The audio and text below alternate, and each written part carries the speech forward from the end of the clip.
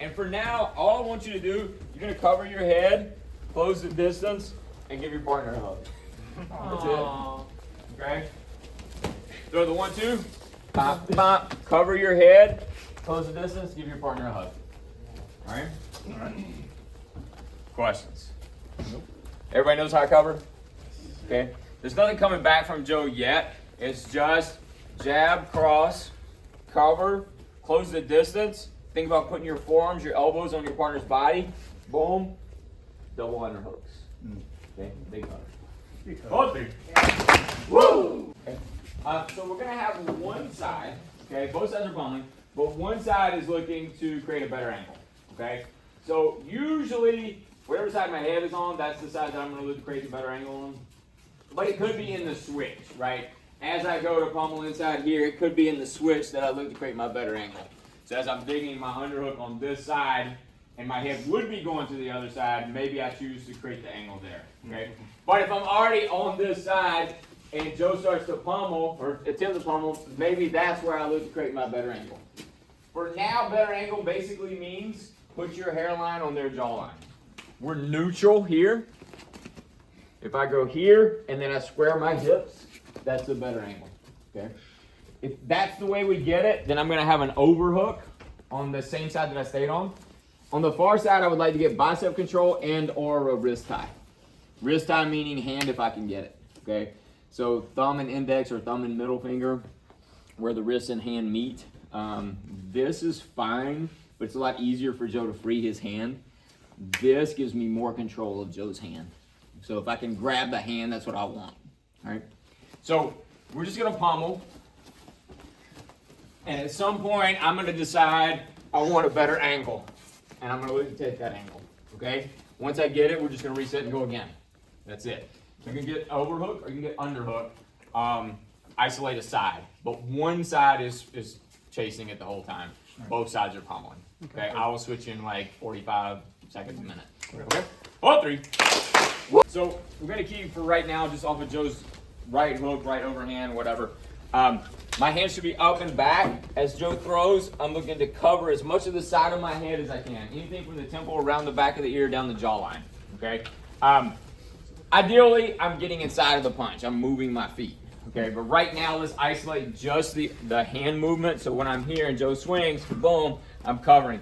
For my feet to move, so for me to close the distance here, that's the slowest thing that I can do because I have to move everything, all right? So if I'm late, it still needs to work. So when Joe throws, I still need to be able to cover and defend even if I don't get my feet moving.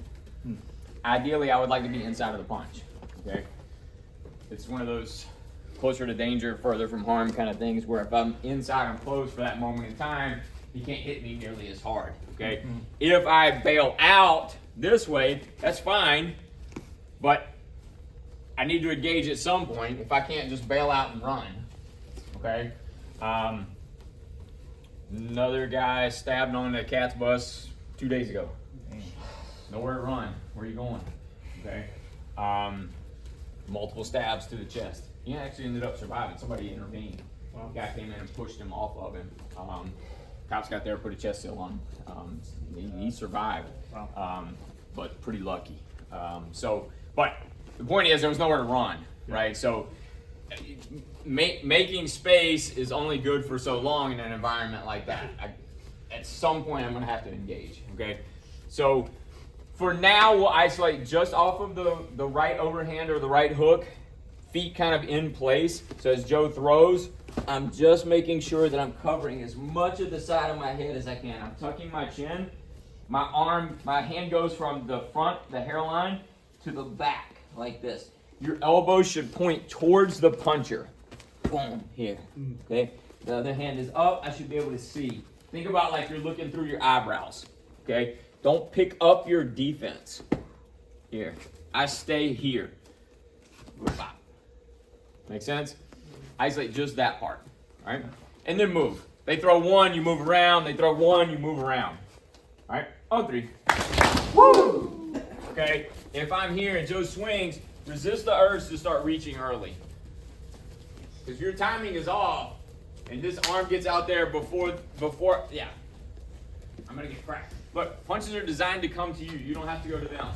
They're common. When you start reaching, I open up all this space that can be filled with punches. And right now, we're isolating, he's throwing one overhand right. He might be throwing a flurry of punches, and if I start reaching, get my hands out away from me like this, there's a lot of space for him to fill with punches. Okay? Even if you're making the cover, he throws that boom here, you make the cover, don't start reaching from here either. Okay? Move your body. He's going to reach, like right now, you might be getting it because your partners are going slow with this. Nobody leaves that punch out there like that. Right?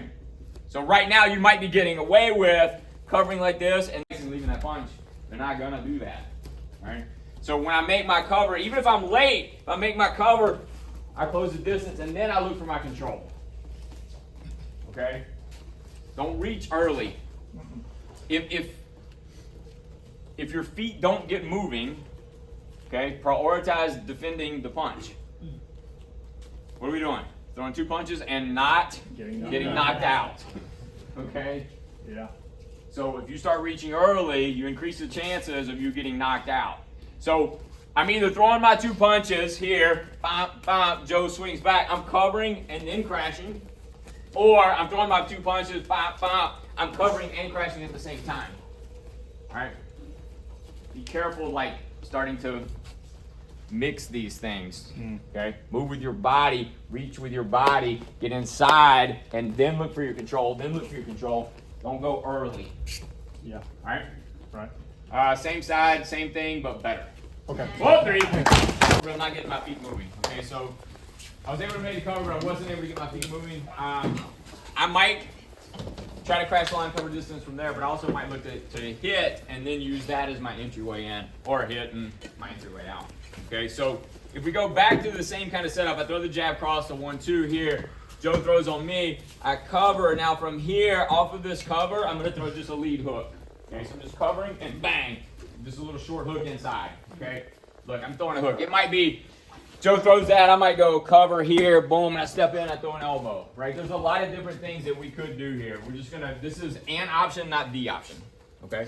So I throw 1, 2 here, Joe throws, I cover from here, I'm gonna unwind and throw the lead hook. Okay, so the same side that he just hit that I covered, that's the side that I'm gonna counter back with. All right? Yeah. Don't worry about crashing the line right now. This is just an option if my feet don't get moving when I want them to.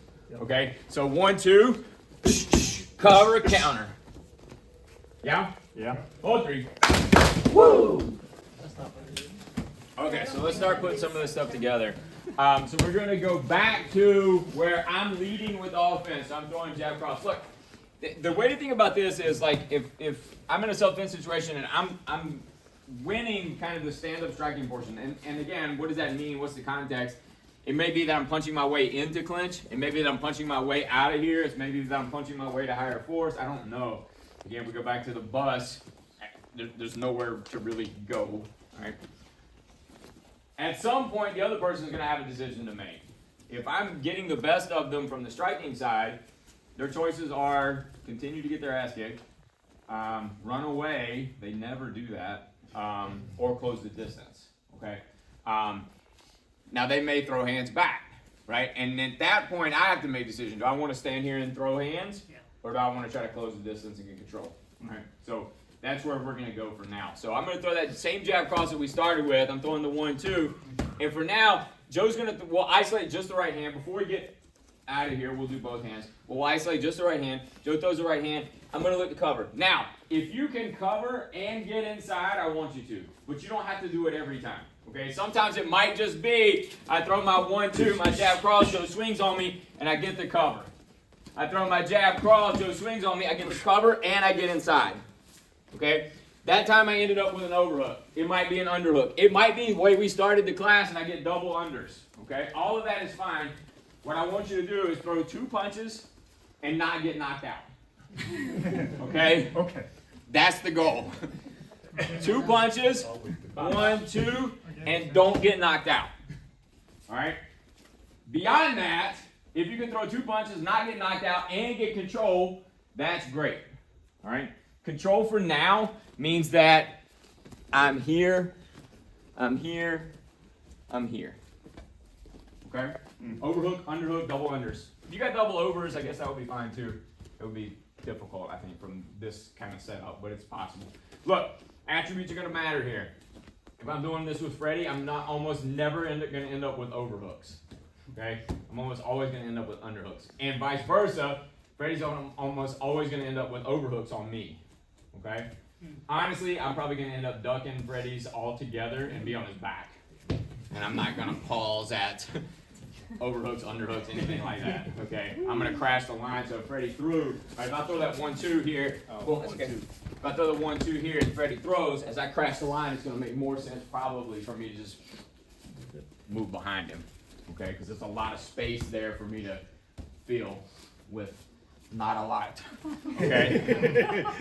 Make sense? So understand that when you're dealing with part, like most of us are relatively close in size.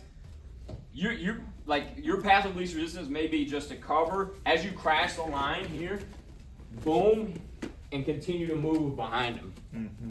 Okay? So now you've got double unders, but you're on his back, which is even better. Questions? Jab cross, cover the big right hand. If you can crash the line and get control, do it. Once you have established that control, just reset and go again. 1, 3. Woo! All right. So look, what on the just to kind of keep this as clean as we can. Mitt holder, you're only going to throw the right hand. Okay, you're only going to throw the right hand. On my side, I'm throwing jab cross. I'm covering that right hand. If I'm not able to get inside and you get that punch off, throw it. That means mid holders just be ready to catch that punch no matter what. All right. If I get my feet moving, I should be looking to create an angle and getting control. Okay. Overhook, underhook, double unders, double overs, back take, whatever you end up with. Yeah. All right. So still throwing your jab cross, 1, 2, still covering. If your feet don't get moving, throw that punch. Now look, if you go 1, 2, boom, boom, cover, counter, and then you want to close the distance, that's fine. Okay? But go as slow as you and your partner need to make this happen. All right? I'm throwing a lot at you, but if you think about it, like it's all super fundamental stuff. It's just a lot of it put together. All right? So 1, 2, I cover. If I cover and can crash, that's what I'm doing. I get control. 1, 2, I cover, counter, maybe I crash then. Okay? Yeah. Pad holders. Make sure you know what you're doing. Okay? You should always be holding for the lead hook in case. Just in case. All right? 1, 3. Woo!